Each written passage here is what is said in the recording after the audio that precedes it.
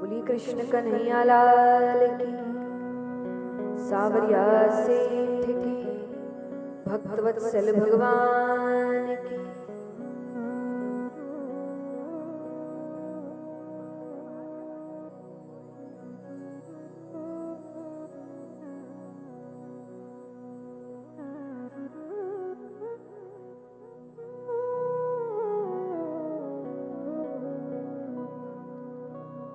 वरे नाम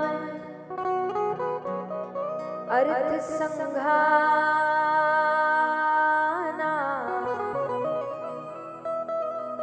रसाना छंदसामपि,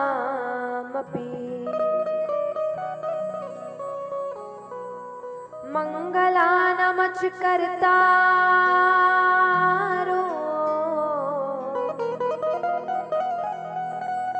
वंदे वाणी विनायको।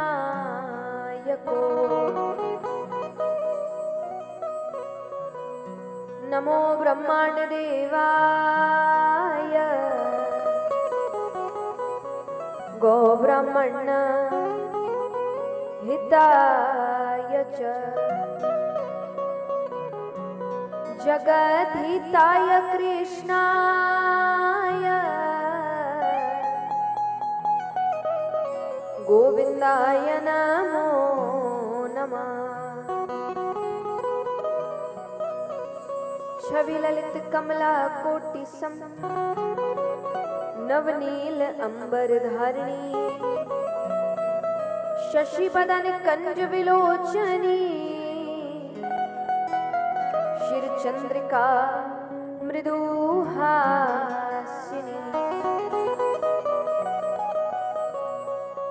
आनंद धन गोविंद मंदिर अनन्य निवासिनी, घनश्याम धन हित चातकी, घनश्याम धन हित मोरनी। जय जय श्री राधे,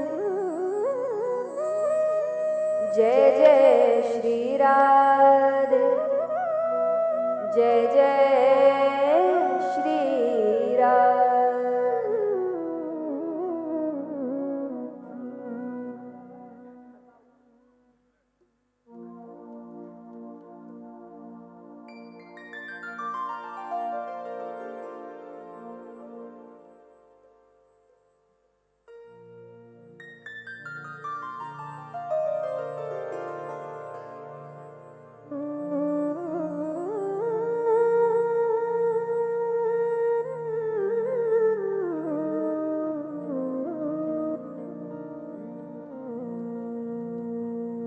बोली कृष्ण कन्हैया लाल की।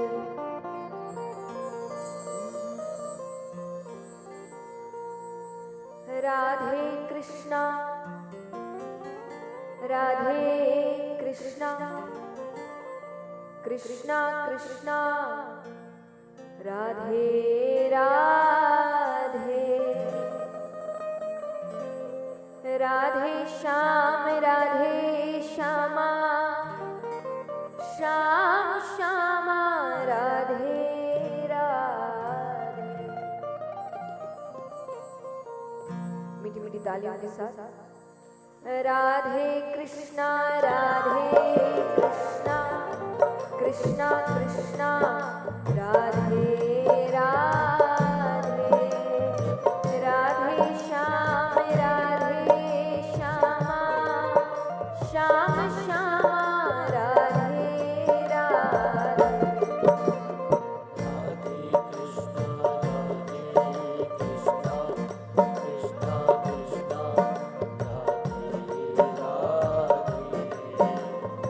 राधे श्याम राधे श्यामा,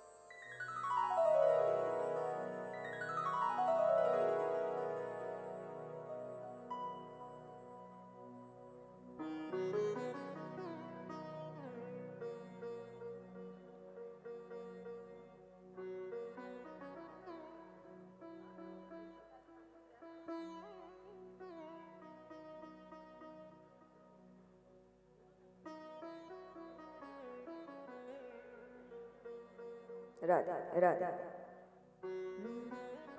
बोलिए कृष्ण कन्हैया लाल की।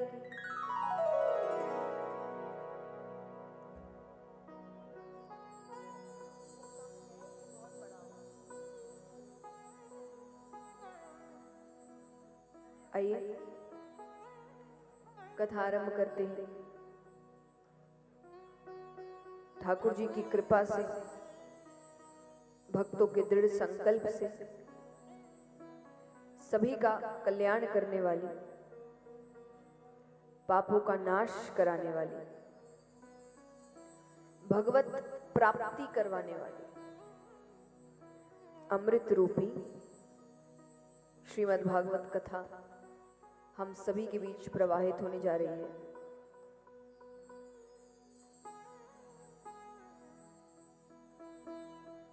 और इससे बड़े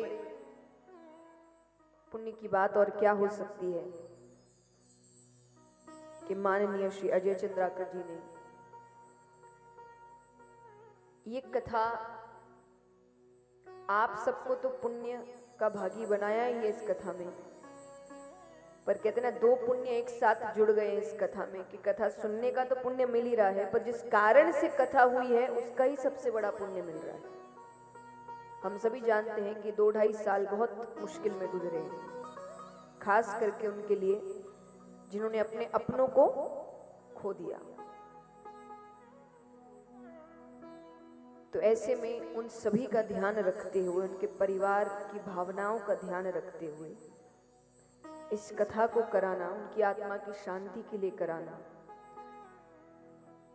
उनका परिवार अब आगे वापस जीवन साधारण रूप से तय कर सके, उसकी प्रार्थना के लिए करवाना, भगवान की कृपा उन पर हमेशा बनी रहे, इस सोच के लिए करवाना बहुत ही सुंदर बात है। तो एक बार जोरदार तालियां।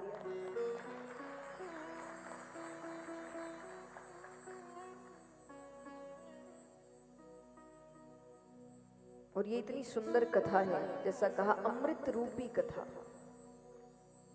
अमृत रूपी क्यों कहा गया कि जब एक प्रसंग आता है कि जब सुखदेव जी कथा सुनाना आरंभ कर रहे थे राजा परीक्षित को, तो स्वर्ग लोक से देवता गण आते हाथ में अमृत कलश लेकर, और उन्होंने कहा कि आप ये अमृत राजा परीक्षित को पिला दीजिए, इससे तक्षक के डसने पर भी इसकी मृत्यु नहीं होगी। पर ये अमृत रूपी कथा आप हम देवताओं को स्वर्ग में सुनाएंगे। तब सुखदेव जी ने सोचा कि बड़े डॉक्टर की जरूरत कहां होती है, बताओ। कोई बहुत बड़ा डॉक्टर है, उसकी जरूरत, सबसे ज्यादा जरूरत कहां होगी? जहां ज्यादा बीमार होंगे, बीमारी जहां ज्यादा होगी वहां बड़ा डॉक्टर चाहिए। तो वो सोचे कि स्वर्ग में जो लोग हैं उनके कल्याण के तो कई साधन हैं, पर कलयुग के जीवों के लिए तो कल्याण के ज्यादा साधन है नहीं। और ये श्रीमद् भागवत ये बड़ा डॉक्टर है, इसको फिर कहां होना चाहिए? जहां बीमारी ज्यादा है। तो उन्होंने यही कहा कि कहां ये हीरा रूपी श्रीमद् भागवत और कहां ये कांच रूपी अमृत कलश, ले जाइए। ब्रह्मा जी को बात अटपटी लगी कि ऐसी क्या बात है जिसने अमृत लौटा दिया। तो वो परीक्षा लेते हैं। तो एक पलड़े पर जितने वेद शास्त्र पुराण थे सबको रखा गया, और एक पलड़े पर श्रीमद् भागवत को रखा गया। तो श्रीमद् भागवत का पलड़ा भारी, क्योंकि यहाँ सबका सार इसमें दिया गया है। ये अब आगे प्रसंग सुनेंगे कि इसको लिखने का भी कारण क्या था। तो इसीलिए अमृत रूपी श्रीमद् भागवत हम सभी के बीच प्रवाहित होने जा रही है। पर उससे पहले एक दो बातें। पहली बात, तो यहाँ कितने हैं जिन्होंने ये कथा पहले भी सुनी है? हाथ उठाना। मुझसे नहीं, किसी से भी। अच्छी बात है। तो थोड़ा सा अंतर होगा इस बार कथा सुनने में कि यहाँ सिर्फ मैं ही नहीं बोलूंगी, आपको भी बोलना पड़ेगा। आप सिर्फ सुनने नहीं आए। दूसरा, अब आप आए हैं तो कुछ ना कुछ उम्मीद तो लेकर आए होंगे, क्योंकि इतनी बार कथा सुन चुके तो उम्मीदें तो बंधी ही होगी। तो कई लोग इस उम्मीद से आएंगे कि भाई जो कर रहे हैं कथा बड़े ज्ञानी होंगे। नहीं है, बिल्कुल नहीं है। कोई कहे चलो अपना अनुभव ही सुना देंगे, ज्ञान नहीं तो अनुभव सुन लेंगे। तो आप मेरी उम्र को देखते हुए समझ सकते हैं अनुभव नाम की कोई खास चीज मेरे पास नहीं है। कोई कहे चलो वाणी तो अच्छी होगी, उससे 7 दिन निकल जाएंगे। तो साफ साफ पहले ही दिन स्वीकार करती हूं, वाणी में भी कोई माधुर्य भाव नहीं है। कोई कहे भक्ति तो होगी, मुझे तो नहीं दिखती, पर फिर भी बैठ गए कथा करने। कहते ना, चाहत तो रसगुल्ले पाने की, पर गुण देखकर कोई गुड़ भी ना दे। लेकिन एक भरोसा है, एक विश्वास है कि संतों से सुना है कि अगर भले का संग हो तो सारे काम भले ही भले होते हैं। इसलिए माता पिता बच्चों की संगत देखते हैं। यहाँ जितने युवा बैठे हैं, इनके अधिकतर समय लड़ाई माँ बाप से इसी बात की है कि माँ बाप को बच्चों के कुछ दोस्त पसंद नहीं है। इससे बात नहीं करना, उसके साथ नहीं घूमना, कैसे दोस्त है। और बच्चा हमेशा एक ही जवाब देता है, जबकि अंदर से वो भी जानता है कि दोस्त अच्छे नहीं है,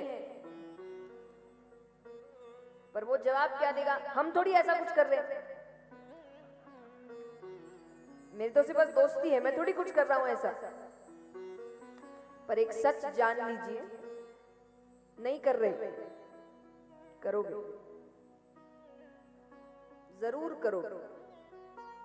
समय लगता है, कोई जल्दी प्रभाव में आ जाता है, किसको थोड़ा समय लगता है, पर ये मनुष्य का स्वभाव है कि अगर आप किसी के साथ ज्यादा समय बिता रहे हैं तो आप उनकी जैसी हरकतें करने लगते हैं। इसलिए आप अधिकतर समय देखे दोस्तों में, अब जिसका स्वभाव थोड़ा ज्यादा प्रभावशाली है, दूसरा उसकी बोली बोलने लगता है,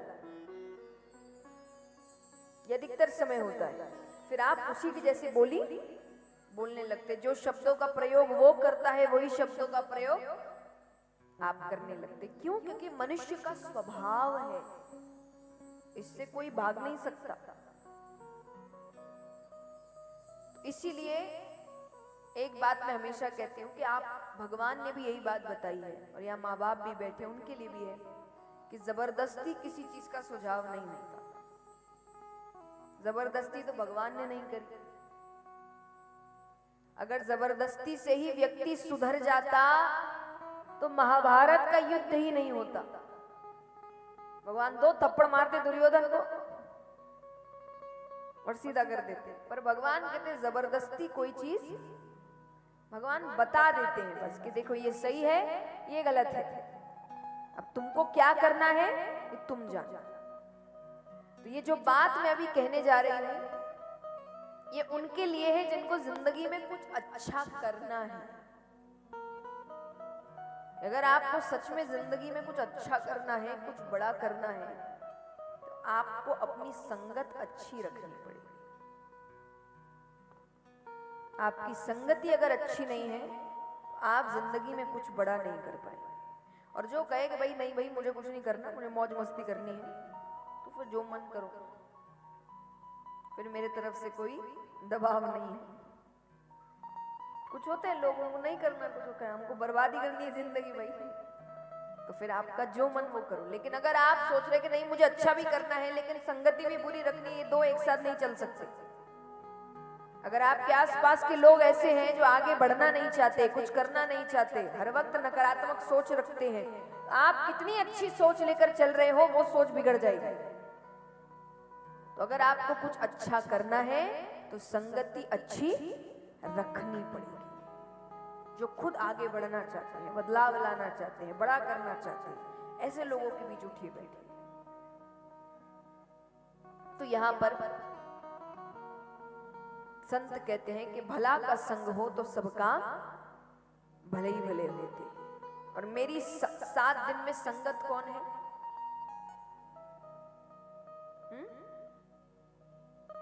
मेरी संगत कौन है 7 दिन? आप लोग तो हैं।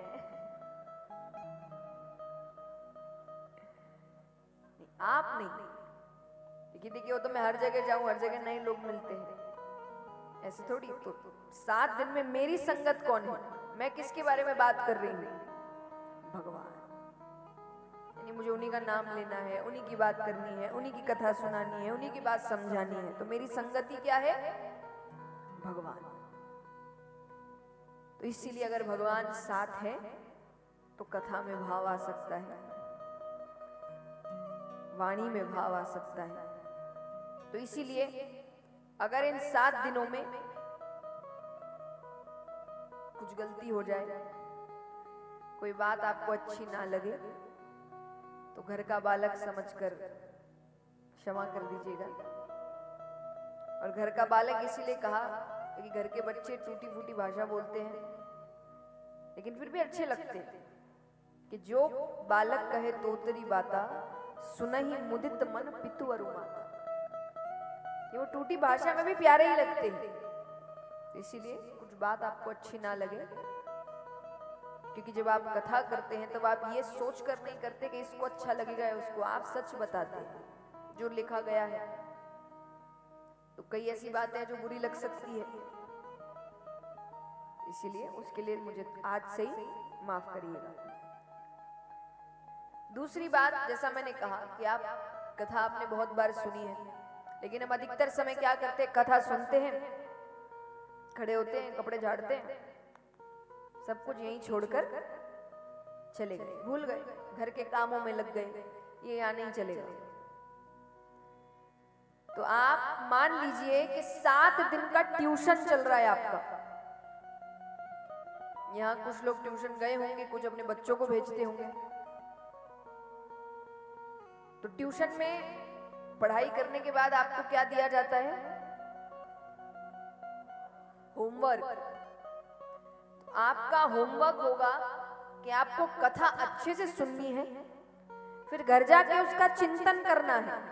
क्यों? क्योंकि जब दूसरे दिन आप वापस आएंगे तो आपसे पूछा जाएगा कि पहले दिन कौन कौन सी कथाएं हुई। और जब तक आप सभी कथाओं के बारे में नहीं बता देते, तब तक उस दिन की कथा शुरू नहीं होगी।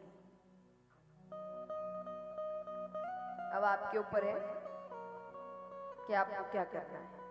ठीक है, आइए आज की कथा में थोड़ा ज्ञान ज्यादा है। कल से भगवान की लीलाएं शुरू होगी, उत्सव शुरू होंगे, तो आज थोड़ा ध्यान आपको ज्यादा देने की जरूरत पड़ेगी।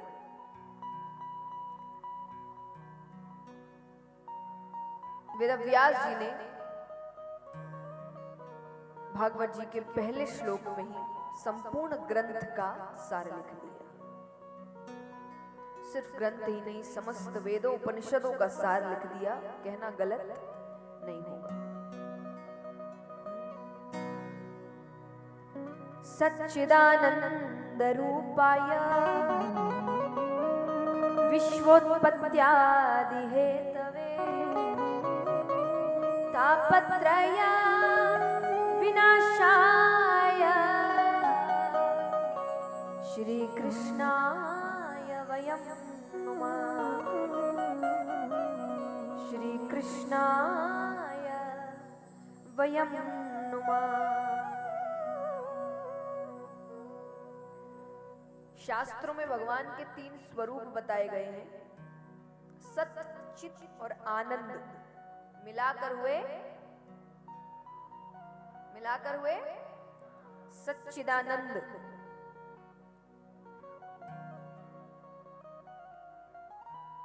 अब सत मतलब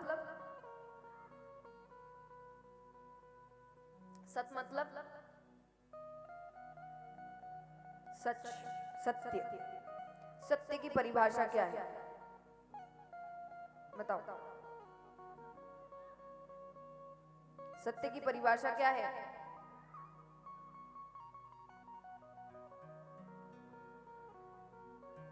शांत नहीं रहना है, बोलना है। मैंने कहा ना, ये यानी ऐसे सुनने से नहीं चलेगा। यहाँ पे, यहाँ पूरी बातचीत होगी। सत्य की परिभाषा क्या है? अरे सही गलत कुछ भी बताओ, पर बोलो भाई।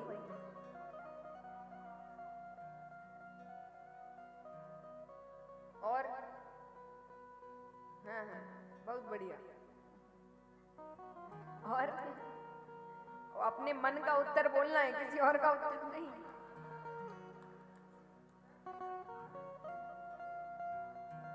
और बताइए, कौन सत्य है? नहीं, सत्य क्या है? उस पे हम, वो दूसरा क्वेश्चन है, सत्य क्या है? और कोई?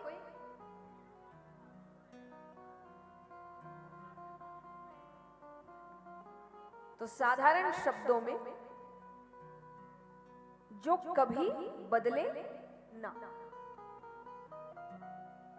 जो कभी बदलता नहीं, अडिग रहता है, वो सत्य। कोई भी समय आ जाए, कोई भी काल आ जाए, कोई भी युग आ जाए, कोई भी परिस्थिति आ जाए, कोई भी व्यक्ति आ जाए, सत्य बदलता नहीं। झूठ को हर पल बदलना पड़ता है। इसलिए कहा जाता है, एक झूठ को छुपाने के लिए 100 झूठ बोलने पड़ते, क्योंकि एक ही आदमी को आप एक झूठ नहीं बता सकते। अगर आप झूठ बोल रहे हो तो आपको सबको थोड़ा सा तोड़ मरोड़ करके, एक ही हर आदमी को एक झूठ नहीं बता सकते। आप समझते होंगे अच्छे से बात, है ना? व्यक्ति झूठ ज्यादा बोलता है आज के समय में, तब हर व्यक्ति को एक झूठ नहीं बता सकते। तो एक ही झूठ को छुपाने के लिए 100 झूठ बोलने पड़ते हैं। और कलयुग में तो मुझे लगता है 1000 झूठ बोलने पड़ते हैं। पर सत्य के लिए ऐसा, सत्य हर वक्त एक ही रहता है। तो इस पूरे ब्रह्मांड में ऐसा कौन है जो कभी बदलता नहीं है?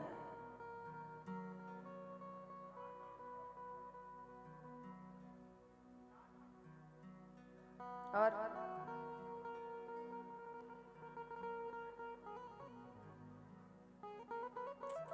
कौन है सत्य? कौन है?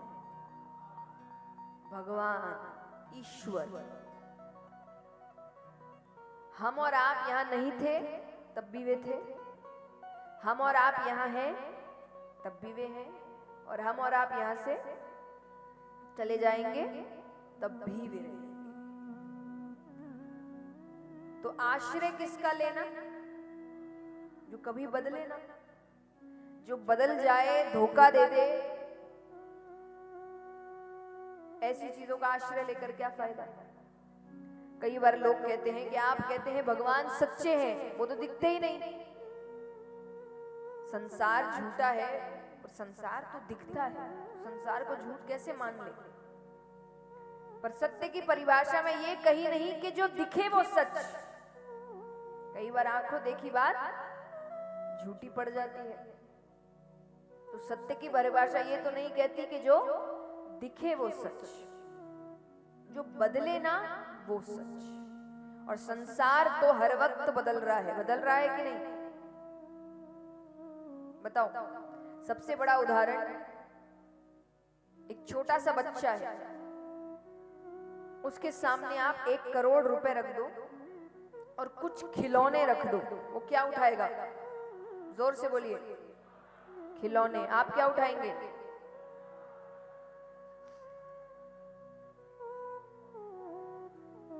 पैसा, है ना? अब मान लो वही व्यक्ति बूढ़ा हो गया है, अच्छी खासी उम्र हो गई, अब ज्यादा दिन बचे नहीं उसकी जिंदगी के।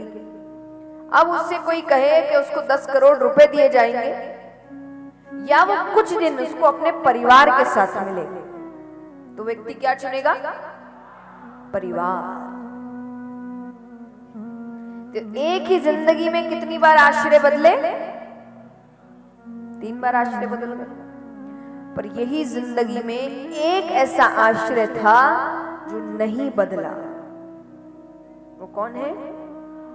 भगवान। एक छोटा सा बच्चा, उसको सिखाया जाता है जय जय करो, तो हाथ जोड़ लेता है। यही व्यक्ति बुढ़ापे तक भी भगवान का नाम, और भगवान का नाम तो ऐसा है, देखिए भगवान को नहीं मानने वाला भी भगवान का ही नाम लेता है। हे भगवान, जब भी परेशानी में आए मुख से यही निकलता है, हे भगवान। अब भले ही वो व्यक्ति भगवान को नहीं मानता होगा, पर उसके मुख से नाम तो भगवान का ही निकलता है, चाहे वो हिंदी में बोलो कि अंग्रेजी में बोलो, पर नाम तो भगवान का ही आता है।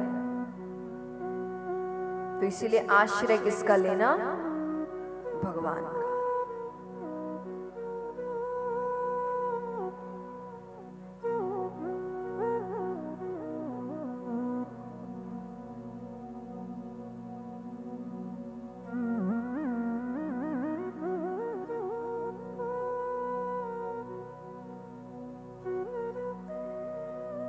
आइए, एक निवेदन है, ये सब इतने बैठे हैं, ये सब थोड़ा बीच में आ जाए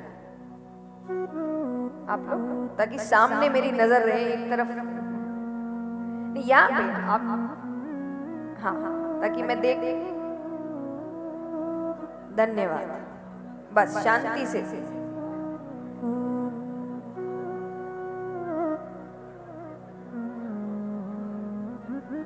शांति। बैठने में मुझे लगता नहीं है बात करने की जरूरत पड़ती है।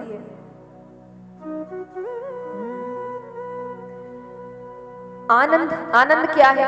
आनंद को हम बाहर खोजने की कोशिश करते हैं। यहाँ चले जाएंगे तो बड़ा आनंद आ जाएगा, ये देख लेंगे तो बड़ा आनंद आ जाएगा, यहाँ घुमाएंगे तो बड़ा आनंद आ जाएगा, ऐसा कर लेंगे तो बड़ा आनंद आ जाएगा।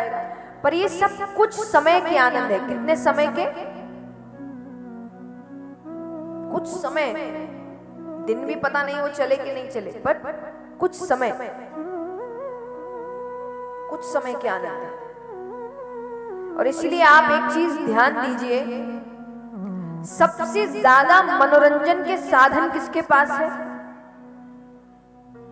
जीवों में से मनुष्य के पास। लेकिन सबसे ज्यादा बोर कौन होता है? हर कुछ समय में बोर हो रहा है, कुछ नया चाहिए, कुछ नया चाहिए, यानी लेकिन सबसे ज्यादा साधन ही मनोरंजन के हैं मनुष्य के पास। इसका मतलब वो सही आनंद के पीछे नहीं भाग रहा। कि अगर सही आनंद के पीछे भागेंगे तो वो बोर क्यों होगा? हर समय में कुछ नया क्यों चाहिए उसको, जबकि सबसे ज्यादा ही उसके पास है, क्योंकि वो सही आनंद के पीछे नहीं भाग रहा। देखिए, इस उदाहरण का मतलब ये नहीं कि मैं आपसे ये कह रही हूं कि आप वैराग्य ले लीजिए, नहीं, पर आप एक बात ध्यान दीजिए कि कुछ तो कारण है ना कि संसार से दूर रहने वाले जो वैराग्य ले चुके हैं, या वन में रह रहे हैं, या कोई कुटिया में रह रहे हैं, उनके पास कुछ नहीं है, फिर भी वो खुश है, किसी चीज की जरूरत नहीं। और हमारे पास इतना कुछ है, फिर भी हम दुखी हैं, फिर भी रोते रहते हैं। तो कारण क्या है? कि उन्होंने अपने अंदर के आनंद को पहचाना, यानी उन्होंने भगवान को समझ लिया। उनको अब सुखी रहने के लिए दूसरों की जरूरत। मैं हमेशा एक बात कहती हूं कि सच्चा भक्त कौन है? कि जब दुख में भी सुखी रहने लग जाओ, समझ लेना भक्त बन गए। भक्त यही है, क्योंकि उसके लिए हर वक्त भगवान उसके साथ है, वो दुखी हो ही नहीं सकता।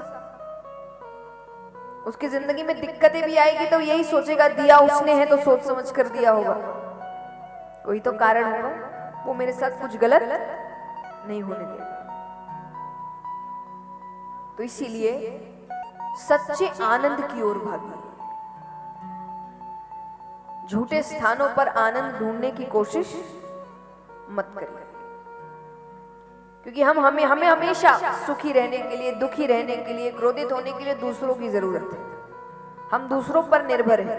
हमने अपनी जिंदगी का रिमोट कंट्रोल दूसरे के हाथ दे के रखा है कि खेलो, जैसे मान लीजिए महिलाएं हैं, इनको कहीं जाना है, शादी विवाह कहीं पर मान लीजिए, पूरा दिन लगा रहे हैं आप तैयार होने में, पूरा दिन कपड़े ढूंढने में समय लगाया, फिर अपने मन पसंद का कपड़ा चुना, पहना, तैयार हुए, श्रृंगार किया, अपने आप को शीशे में देख रहे हैं, बड़े सुंदर लग रहे हैं, बड़े खुश हैं। लेकिन जैसे ही घर से बाहर कदम रखा कि मान लीजिए पड़ोस वाली ने, जिसने ठीक से देखा भी नहीं, उसने कह दिया अरे रंग अच्छा नहीं है,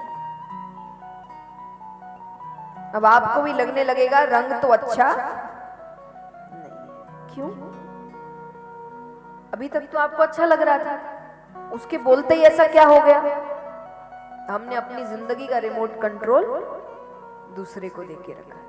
उसको आपको खुश करना है तो थोड़ी तारीफ कर दे, दुखी करना है तो कुछ बात बोल दे, क्रोधित करना है तो अपशब्द कह दे, और आप,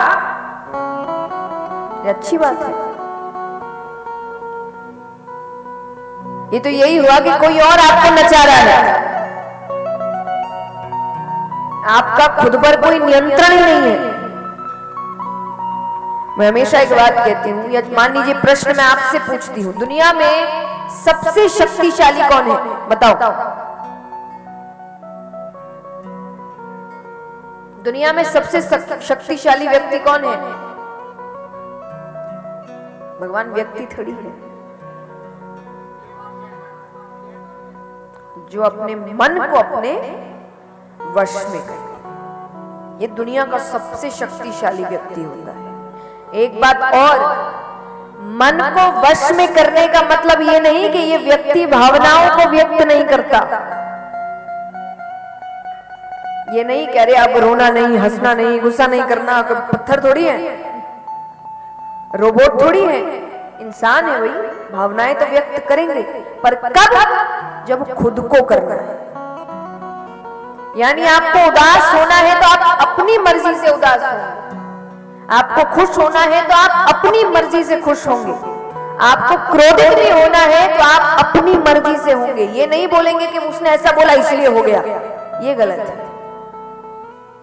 किसी और के बोलने से कुछ नहीं होना चाहिए। और देखिए, दुनिया की हर चीज आपको यही सिखाती है, भगवान या अध्यात्म तो हमेशा से सिखाता आ रहा है। जब ये कोरोना आया, दवाइयां निकल गई, वैक्सीन निकल गए, सब कुछ हो गया, लेकिन अभी भी डॉक्टर क्या बोल रहे हैं कि बचने का तरीका कौन सा है? बताओ।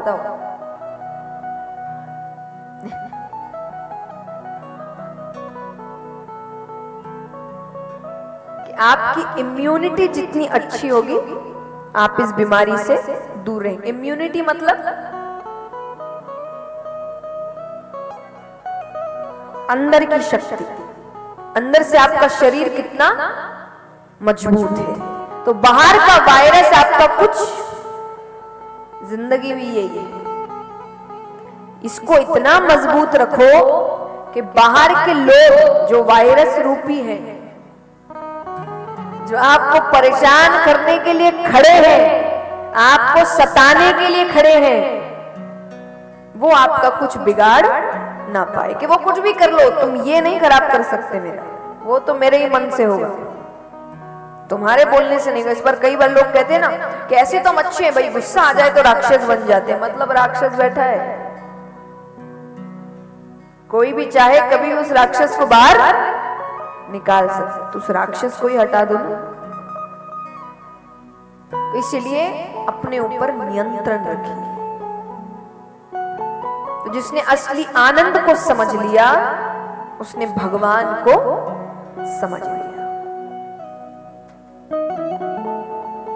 ऐसे भगवान जो तीनों तरह के तापों से हमें मुक्त करते हैं, उनसे प्रार्थना है वो हम पर कृपा करें। अब कई बार भक्त कहते हैं कृपा कैसे करें, ऐसा क्या करें कि भगवान हम पर कृपा कर दे।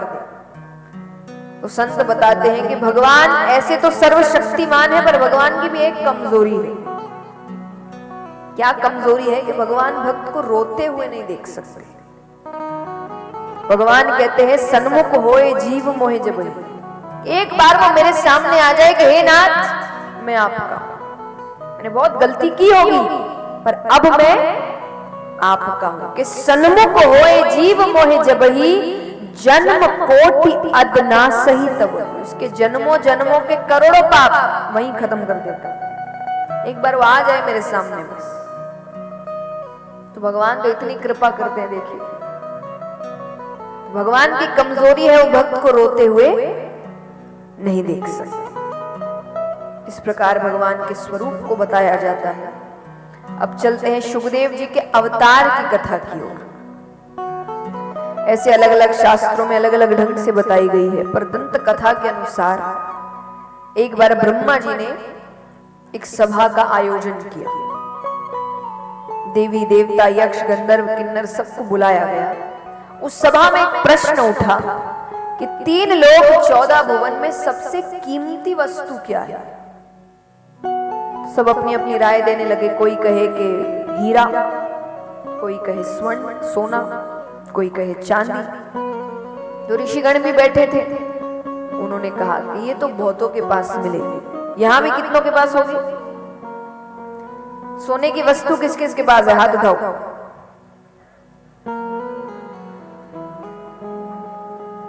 सब हाथ नीचे करके बैठे। जो सोना पहन के बैठे वो भी हाथ उठा रहे। कितना है नहीं पूछूंगी, है कि नहीं? है तो हाथ उठाओ। हाँ, तो सबके पास है। ये चाहे इतना ही हो चाहे इतना हो, पर तो जो सबके पास हो वो कीमती कैसे? कीमती तो ऐसा हो जो किसी किसी के पास मिले, जल्दी से मिले ही ना। तो ऋषिगणों ने कहा ये सबसे कीमती नहीं। तो बोले फिर आप बताइए सबसे कीमती क्या है? बोले अगर सबसे कीमती कुछ है तो वो है प्रेम। हमारे आपका प्रेम नहीं, हमारा तो आज किसी से, कल किसी और से, परसों किसी और से। ये प्रेम नहीं, निस्वार्थ प्रेम, जिस प्रेम में कोई स्वार्थ ना हो। हम तो इतने स्वार्थी हैं कि भगवान से भी स्वार्थ के लिए प्रेम करते हैं। आज मनुष्य इतना स्वार्थी हो गया है कि भगवान एक काम ना करे तो लोग भगवान बदल ले। इतना स्वार्थी हो गया मनुष्य। ये प्रेम नहीं, निस्वार्थ प्रेम, कोई कारण ही ना हो। तो वो कहते हैं ये प्रेम सबसे ऊपर है, ये बड़ा कीमती है, ये नहीं मिलता हर जगह। तो सबने कहा फिर मिलेगा कहां? कोई एक तो प्रेरणा स्वरूप होना चाहिए जिसको देखकर व्यक्ति सीखे। फिर सब अपनी अपनी राय देने लगे। कोई कहे हो ना हो ब्रह्मा, ब्रह्माणी के पास तो होगा। ऋषिगण कहते नहीं, वहां भी ब्रह्मा जी रचना के कार्य में बहुत व्यस्त है, ब्रह्माणी के लिए समय ही कहां है। तो अब नारद जी भी बैठे। नारद जी किसके भक्त हैं? विष्णु जी, लक्ष्मी माता। तो उन्होंने कहा हो ना हो मेरे प्रभु विष्णु भगवान और लक्ष्मी माता के पास तो जरूर है। ऋषिगणों ने कहा वहां भी उतना, क्योंकि अगर होता तो भगवान समय ना समय देकर भक्तों के पीछे थोड़ी जाते। गजेंद्र ने मध्य रात्रि में पुकारा, भगवान लक्ष्मी जी को छोड़ के भाग गए। पैदल जाते हैं, यानी भक्तों की तरफ झुकाव ज्यादा है। तो सबने कहा फिर आप ही बताइए कहां है? तो बोले अगर प्रेम की पराकाष्ठा कहीं है तो वो है महादेव जी और पार्वती माता के पास। एक तो वो उनके आधे अंग पर विराजती है, और महादेव जी ज्यादा से ज्यादा समय कैलाश पर्वत पे ही रहते हैं। वो कैलाश पर्वत छोड़कर किसी को बात करनी है तो वहीं आओ, वो जल्दी से कहीं नहीं जाते। अब नारद जी वो विष्णु भगवान के भक्त है। नारद जी ने कहा ऐसी कोई बात नहीं है, पर सबको बात सही लगी। तो नारद जी ने कहा अगर इतना ही प्रेम है तो मैं उनके बीच झगड़ा करवा दूं तो। देखिए बाप को लग सकता है कि पति पत्नी के बीच तो झगड़े होते ही हैं, आपस में झगड़ना अलग बात है, किसी तीसरे की वजह से झगड़ना अलग बात है। अगर कोई तीसरा आके आपके भी झगड़ा कराकर चला जाए तो यानी आपके प्रेम में अभी कमी है। तो उन्होंने कहा मैं झगड़ा करवा दूं। बोले तब की तब देखी जाएगी। अब नारद जी रोजाना जाए पर दोनों को साथ बैठा देख वापस आ जाए। एक दिन संयोग से महादेव जी कहीं गए हुए थे। नारद जी जाते हैं, माता को प्रणाम किया। माता ने कहा कैसे आना हुआ? बोले वो बाबा से कुछ जरूरी काम था। पार्वती जी ने कहा वो तो अभी बाहर गए हैं, अगर बहुत जरूरी काम है मुझे कह दो, मैं उनके आते ही उनसे कह दूं। नारद जी ने कहा थोड़ी व्यक्तिगत बात थी। व्यक्तिगत माने पर्सनल, सबको नहीं बता सकते। माता ने कहा आपके बाबा और मेरे बीच कोई व्यक्तिगत बातें नहीं रहती। बोले मैं नहीं मानता। पुरुष कोई ना कोई बात तो स्त्री से छुपाता ही है, अब वो चाहे कोई भी। अब यहाँ जितने शादीशुदा पुरुष बैठे हैं, घर जाके सबकी क्लास लगी।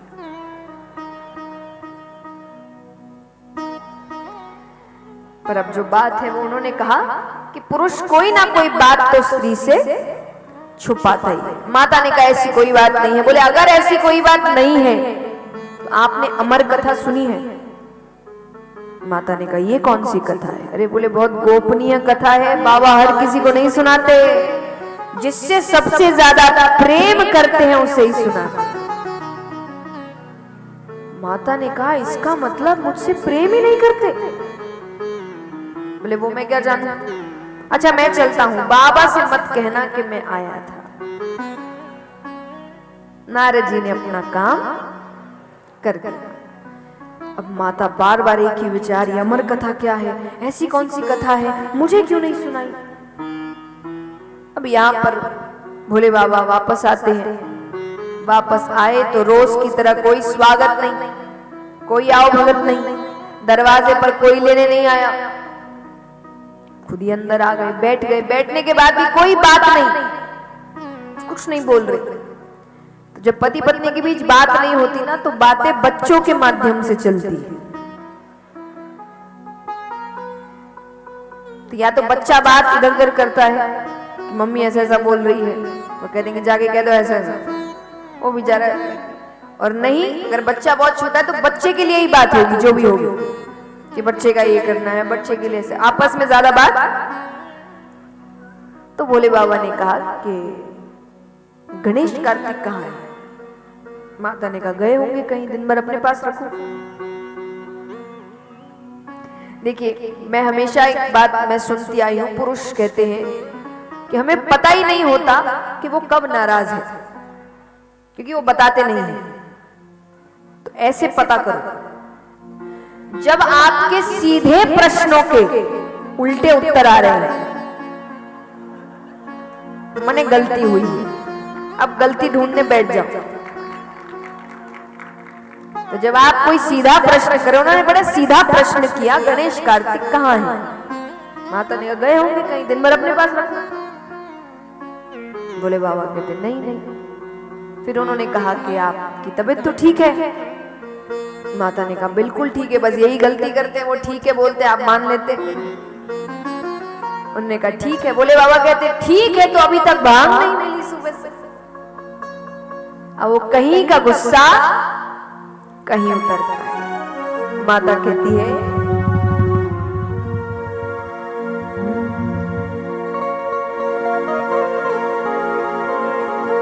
भोला भांग तिहारी नित घोटत घोटत हरि, कि भोला भांग तिहारी नित घोटत घोटत हरि, मेरे दोनों हाथ दुखाए, तेरी एक दिना की होए तो घोटू रोज न घोटी जाए। भोला भांग तिहारी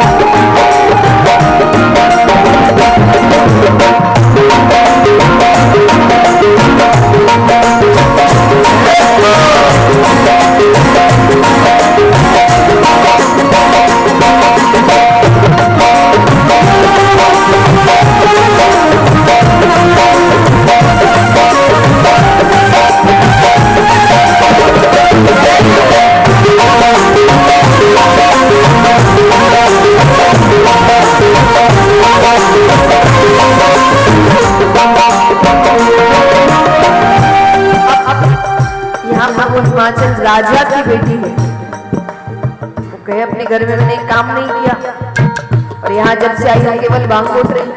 माता कहती है